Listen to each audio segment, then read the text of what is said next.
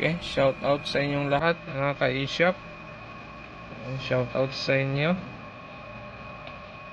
Maraming salamat sa suporta nyo sa channel ko.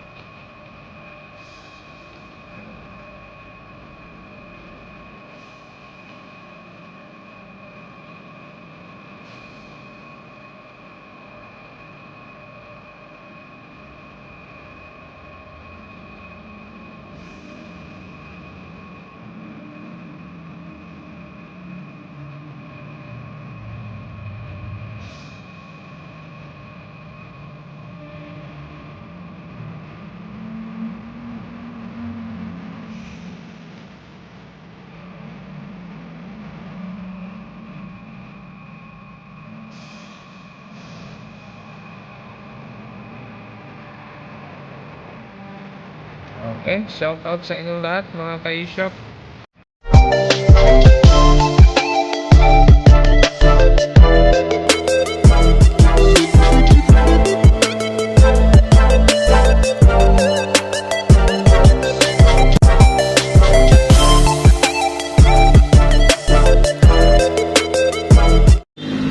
May gagawin tayo itong Ace. Yan o.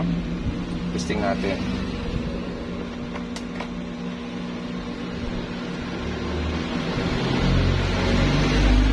Power on natin. Ayun, nag-on na siya. So, yan yung lumalabas sa screen niya. Ayan. May backlight siya, pero may mga guwit-guwit yung salamin niya. Tapos, yun o. May pads na rin dito, may bilog na. Ayan. Tapos, may guwit-guwit. Okay. So, yan yung sira niya. Tapos, pag tumagal ay ganyan na yung display niya. Nagwa-white na lang siya.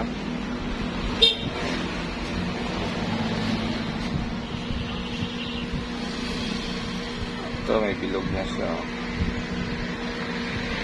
Okay, pinsa natin. Ito yung kanyang model. An Ace 808.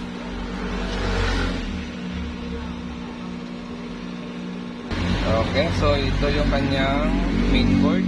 Yan yung mainboard niya. Tapos ito naman yung topboard niya. So yung problema ng screen natin ay mayroon na siyang guwit-guwit. Tapos mayroon ng bilog na liquid. Nagkalat na yung liquid sa LCD natin. Pag ganon, hindi na siya kailangan i-repair. So ang gagawin natin dito ay papalitan natin yung buong salamin nito. Okay, ito yung kanyang mainboard. Ito yung topboard. Ang problema niyan ay may mga patch, may mga bilog na yung screen niya, may mga guwit-guwit na. So, pag ano nang sira, hindi na advisable sa repair yun. Kailangan na natin palitan ng buong salamin.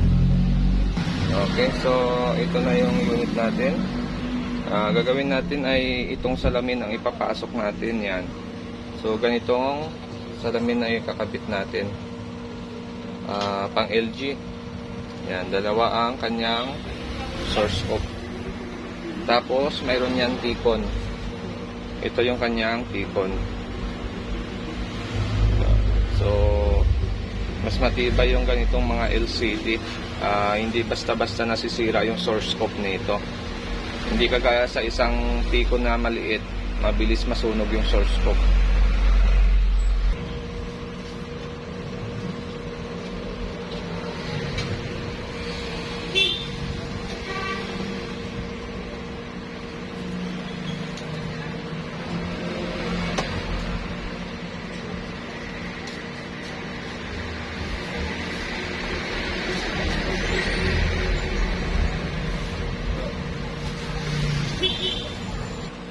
Okay, so yan na, nasalpak na natin yung ating LCD.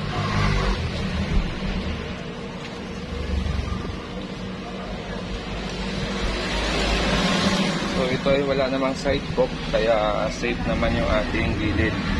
Pag may side cock, medyo ingat-ingatan nyo kasi minsan naiipit yun ang ating frame. Kaya isip nyo kaagad yung side cock pag mayroon. So ito walang side cock na panel, kaya Walang problema tayo dito sa gilid. Ang problema lang natin dito sa source scope niya. So, pasok naman siya. Okay naman siya sa mga universal na housing ng unit na pang 32. So, yung ganito kasi yung ACE, kadalasan yan yung kabitan ng source scope niya ay pang universal. Okay, so sarado lang natin yung frame nito, tapos kabit natin yung top board or yung tikon niya. Titingnan natin kung normal operation kagad ito. Okay, so lagyan na natin na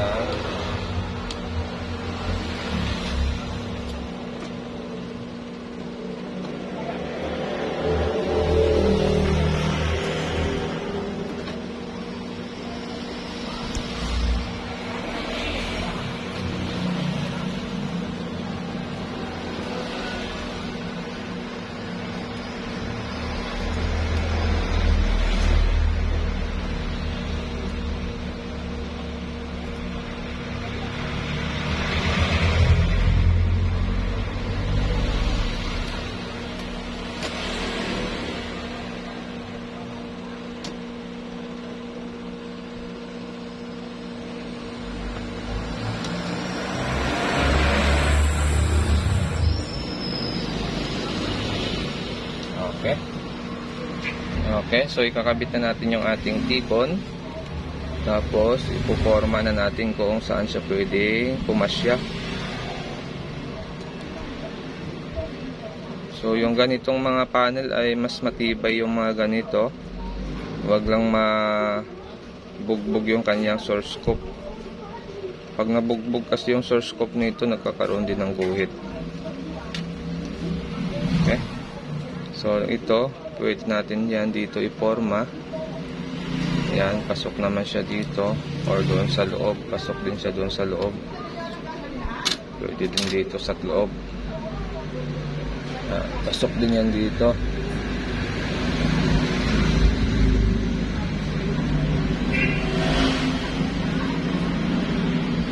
Okay, pero dito, pwede na rin siya dito.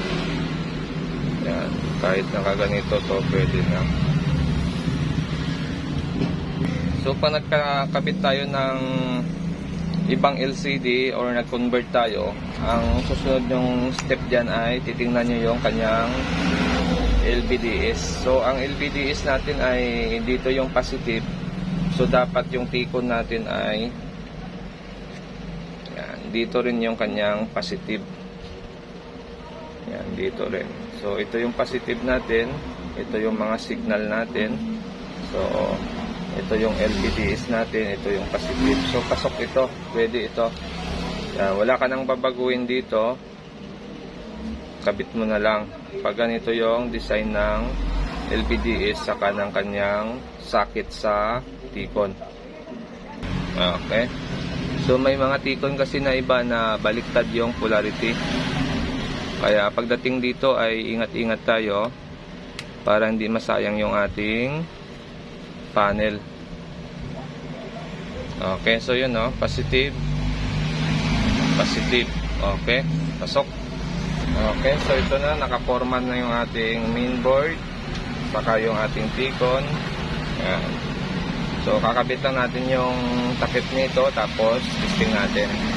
Yan. So okay na, nakabit na natin. Nakabit na natin yung sounds, yung speaker nya, yung control nya, control, tapos yung easy cord. Okay, sasarado lang natin to, tapos testing na lang natin sa labas. So yung mga ganito naman, ganitong board ay hindi naman siya mahirap palitan ng ibang salamin dahil may mirror ito, saka yung mapping. So hindi siya mahirap palitan ng LCD. Okay, sasarado ko lang siya, tapos testing natin. Okay, so ito na, testing na natin yung ating ACE. Hindi, so ititesting muna natin, baka hindi natin makuha sa service mode. Yun, nag-on na siya. At baliktad na yung picture nito. Yun, no? Pero pumukas na siya. Ayan. Kaya lang baliktad siya, tapos medyo mapping din siya. Okay, pero sa mga ganitong brand kasi, ganitong unit, madali lang siya i-adjust dahil papasokin lang natin yung service mode niyan gamit yung universal Mino, tapos 1147. Hindi gumana. Ulit, Mino 1147. Yan. So gumana na yung kanyang service mode. Yan. So punta tayo sa may panel setting. Yan. Panel setting, okay. Tapos adjust natin to. Nawala ulit. No, ganun pa rin. So nasa 0 tayo. Yon, sa number 1 siya nag-okay.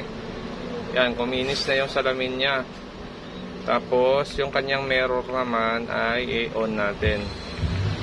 So on natin yung mirror. Yon, so nagbaliktad na yung picture natin. Okay. Yan, okay na yung picture niya.